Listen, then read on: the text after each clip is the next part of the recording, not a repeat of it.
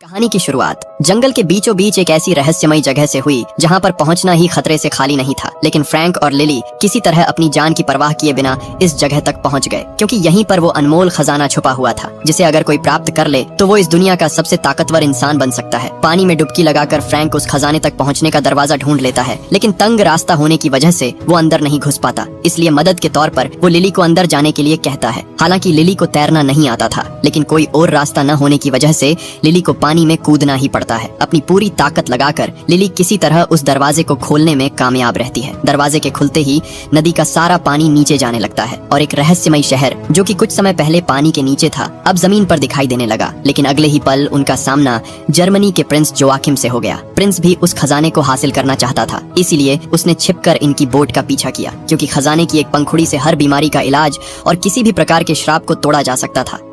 दरअसल आज से कई सौ साल पहले 1556 में डॉन अग्विरे नाम के एक शासक ने इस खजाने को ढूंढने की हर संभव कोशिश की, पर जब उसे पता चला कि खजाने तक पहुंचने का रास्ता एक नायाब पत्थर के अंदर छुपा है जो कि एक कबीले के सरदार के पास था, तब डॉन ने उसे मारकर पत्थर को छीनने की कोशिश की। लेकिन जंगल चुप नहीं बैठा और उसने डॉन के साथ साथ उसके साथियों को भी अपनी चपेट में ले लिया। कहा जाता है कि डॉन और उसके साथी आज तक उस जंगल में भटक रहे हैं। वहीं अब कहानी 400 साल आगे आती है, जहाँ हर कोई इस दास्तान को बस एक मनगढ़ंत कहानी मान रहा था। वही लिली को पूरा भरोसा था कि ये कोई मनगढ़ंत दास्तान नहीं बल्कि एक सच्ची घटना पर आधारित है। इसलिए लिली लंदन की सभा में घुसकर प्रिंस की नाक के नीचे से उस कीमती पत्थर को चुराकर भाग जाती है। प्रिंस बहुत गुस्सा होता है, लेकिन अब लिली उसकी पहुंच से बहुत दूर निकल चुकी थी। लिली बिना देर करे अगले दिन ही अमेज़न के जंगल में उस खजाने को ढूंढने के लिए निकल पड़ती है और यहीं पर लिली एक बोट की तलाश में फ्रैंक से मिलती है। फ्रैंक जब लिली के गले में उस रहस्यमयी पत्थर को देखता है तब फ्रैंक उसके साथ चलने के लिए राजी हो जाता है। यहाँ हमें पता चलता है कि फ्रैंक भी उस पत्थर के बारे में कुछ न कुछ तो जानता है। बिना एक पल गवाए ये लोग जल्दी से अपनी बोट में बैठते हैं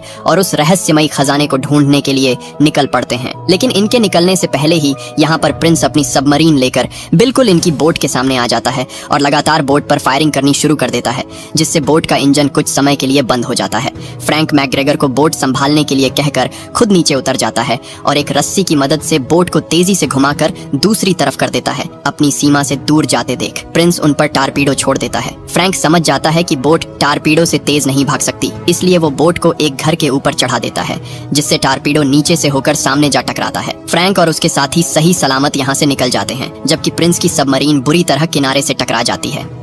रास्ते में अद्भुत नजारों का आनंद लेते हुए यह लोग उस जगह को ढूंढते हुए आगे बढ़ने लगते हैं। थोड़ी आगे आने के बाद नदी दो रास्तों में बंट जाती है। नक्शे के हिसाब से इन्हें राइट साइड की तरफ से जाना होता है, लेकिन फ्रैंक उस रास्ते से जाने से मना करता है क्योंकि उस तरफ नदी का पानी बहुत तेज गति से बहता है। लेकिन लिली उसे फिर भी उसी रास्ते पर बोट को मोड़ने के लिए कहती है, क्योंकि इस तरफ से खजाने तक जल्दी पहुंचा जा सकता है। फ्रैंक भी उसकी बात मानकर बोट को राइट साइड मोड़ देता है। अब सूरज भी ढलने लगता है, इसलिए फ्रैंक बोट को एक किनारे पर लगा देता है और सभी यहीं पर रात बिताने का फैसला करते हैं। रात को जब सभी बोट पर बैठे होते हैं तभी मैकग्रेगर पर एक जंगली बिल्ली हमला कर देती है, लेकिन फ्रैंक उसे शांत करता है क्योंकि वो फ्रैंक की पालतू थी और अब तक इसी बोट में छुप कर बैठी थी। वहीं दूसरी तरफ प्रिंस उस जगह पर पहुंच जाता है जहां डॉन अग्विरे को आज से कुछ 100 साल पहले सजा मिली थी। प्रिंस जानता था कि नदी के पानी से उन्हें इस बंधन से मुक्त किया जा सकता है, इसलिए वो कुछ पानी की बूंदें डॉन के ऊपर गिराता है। पानी की बूंदें लगते ही पत्थर को चीरकर उसमें से सांप बाहर आने लगते हैं। प्रिंस उनसे बात करता है और कहता है कि वो उन्हें नदी का पानी देगा, बदले में उन्हें उसे जादुई पत्थर लाकर देना होगा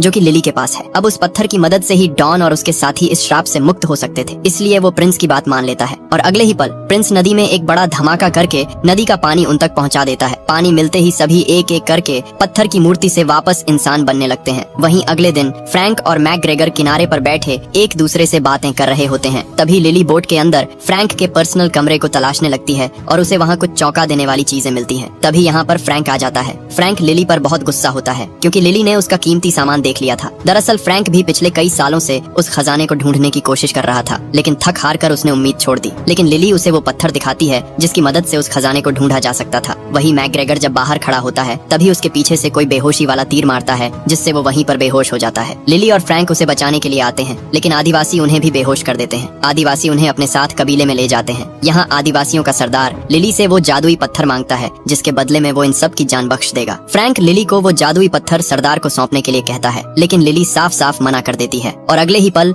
लिली अपने हाथों की रस्सी काटकर आदिवासियों से लड़ने लगती है। और तभी सरदार लिली के सामने आता है और हंसते हुए अपना मास्क उतारकर फ्रैंक से कहता है कि बस अब ये नाटक और नहीं हो सकता। मतलब ये सभी कबीले वाले लोग फ्रैंक को पहले से ही जानते थे और इनको अगवा करने का प्लान भी फ्रैंक का ही था, क्योंकि वो लिली को डराकर उससे वो जादुई पत्थर हासिल करना चाहता था। लिली फ्रैंक की इस धोखाधड़ी पर बहुत गुस्सा हो जाती है और उसे एक जोरदार थप्पड़ मारती है। इसके बाद लिली कबीले की सरदार को वो पत्थर दिखाकर खजाने का रास्ता पूछती है। सरदार कुछ अजीब से मंत्र पढ़ती है और लिली को रास्ता पता चल जाता है जहाँ पर वो खजाना मिलेगा। सरदार एक जरूरी बात बताती है कि खजाना सिर्फ तब तक ही रहेगा जब तक चांद की रोशनी उस पर पड़ती रहेगी। अब खजाने का पता लगते ही लिली बिना एक पल गवाए निकलने की तैयारी करने लगती है, लेकिन वो फ्रैंक को अपने साथ नहीं लेकर जाना चाहती थी, क्योंकि उसे अब फ्रैंक पर भरोसा नहीं रहा। अब तक डॉन और उसके साथी भी यहाँ पर पहुँच जाते हैं। फ्रैंक जल्दी से लिली को अभी निकलने के लिए कहता है और तभी इनके रास्ते में डॉन आ जाता है। अब यहाँ पर सभी लिली के पीछे पड़ जाते हैं, क्योंकि उसके पास ही वो जादुई पत्थर था जिसे डॉन हासिल करना चाहता था। लेकिन फ्रैंक लिली को हर मुसीबत से बचाता हुआ बाहर निकलने की कोशिश करता है। तभी डॉन का एक साथी लिली को पकड़कर उससे वो पत्थर छीन लेता है और डॉन को पकड़ा देता है। डॉन पत्थर को लेकर यहाँ से निकलने ही लगता है कि तभी फ्रैंक उसके रास्ते में आ जाता है। फ्रैंक बार बार सांप के मुंह से पत्थर को छीनने की कोशिश करता है, लेकिन डॉन तलवार लेकर फ्रैंक के आर पार कर देता है। गिरने से पहले फ्रैंक पत्थर को छीन लेता है और नीचे गिरते हुए लिली को पकड़ा देता है। पेड़ों से टकराता हुआ फ्रैंक नीचे नदी में जा गिरता है। अब पत्थर लिली के पास था, इसलिए सरदार लिली को नदी से जितना दूर हो सके उतना दूर भागने के लिए कहती है,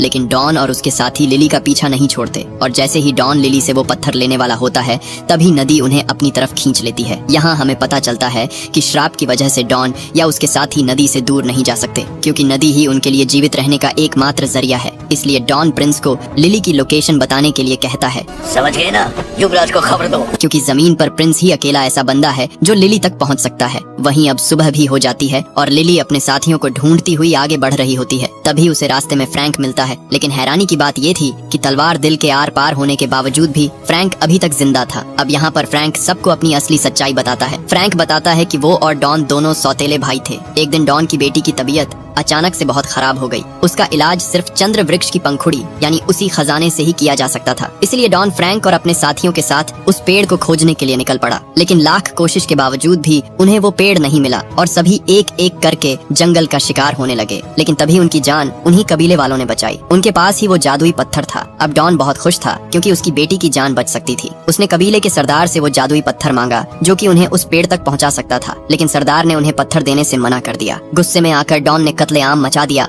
लेकिन फ्रैंक ने डॉन का साथ देने की बजाय कबीले वालों की रक्षा की। इसलिए डॉन ने फ्रैंक को भी मारने की कोशिश की। कबीले के सरदार ने अपने आखिरी पलों में भी जादुई पत्थर की रक्षा की और डॉन के साथ साथ उसके सभी साथियों को श्राप दिया कि वो इस कायनात के अंत तक कभी भी नदी को छोड़कर नहीं जा सकते। अगर जाने की कोशिश की तो जंगल उन्हें अपनी चपेट में ले लेगा। इसी बीच डॉन फ्रैंक की गद्दारी की वजह से उससे बदला लेना चाहता था, इसलिए वो फ्रैंक को बार बार मार देता। इसी से तंग आकर फ्रैंक ने उन्हें एक गहरे गड्ढे में फंसा दिया। अब नदी का पानी न होने की वजह से वो पत्थर की मूर्तियां बन गए और कई 100 साल बाद प्रिंस ने उन्हें नदी का पानी देकर वापस से आजाद कर दिया। अब फ्रैंक की सच्चाई सबके सामने आ जाती है। इसके बाद लिली फ्रैंक के शरीर से उस तलवार को बाहर निकालती है। अब मैकग्रेगर के पैर में गहरी चोट लगे होने की वजह से लिली उसे कबीले वालों के पास रुकने के लिए कहती है और खुद फ्रैंक के साथ उस खजाने को पाने के लिए निकल पड़ती है। वहीं प्रिंस को भी अब उनकी लोकेशन का पता चल जाता है, लेकिन प्रिंस के वहां तक पहुंचने से पहले ही लिली वहां से निकल चुकी थी। लेकिन प्रिंस लिली के भाई मैकग्रेगर को पकड़ लेता है और जबरदस्ती उससे लिली का पता उगलवा लेता है। वहीं दूसरी तरफ फ्रैंक और लिली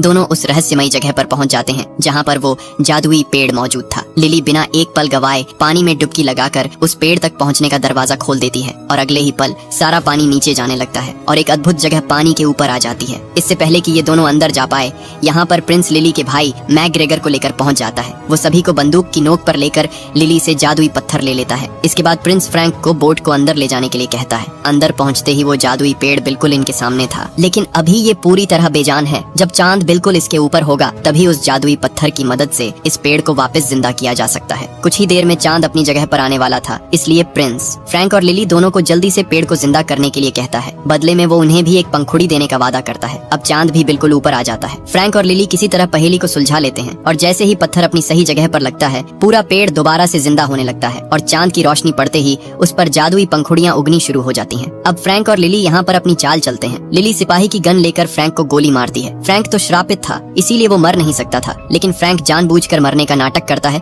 और नीचे नदी में गिर जाता है। इसलिए वादे के मुताबिक अब वो एक पंखुड़ी प्रिंस को लिली को देनी पड़ेगी। वही फ्रैंक बोट के ऊपर चढ़कर एक एक करके सभी सैनिकों को मार गिराता है। लिली भी प्रिंस को चकमा देकर अकेली पेड़ के ऊपर चढ़ जाती है। अब चांद के धीरे धीरे ढलने से पेड़ की पंखुड़ियां गायब होने लगती हैं, लेकिन लिली किसी तरह एक पंखुड़ी को हासिल कर लेती है और अगले ही पल पेड़ की टहनी टूटने की वजह से लिली से वो पंखुड़ी छूट जाती है। लेकिन फ्रैंक अपनी जान की परवाह किए बिना पंखुड़ी को नीचे गिरने से बचा लेता है।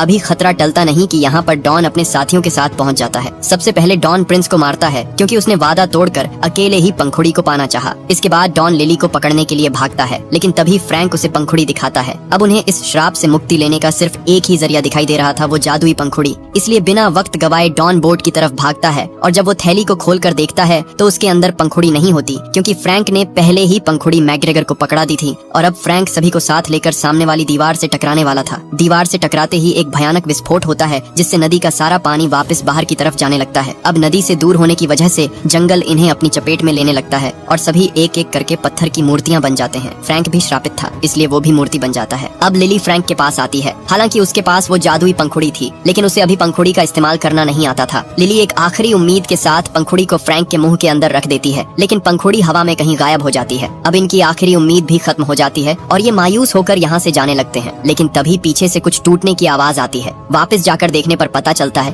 कि पंखुड़ी ने अपना असर दिखा दिया और फ्रैंक अब श्राप से मुक्त हो चुका है। सभी एक दूसरे के गले मिलते हैं और यहीं पर ये कहानी खत्म होती है दोस्तों। अगर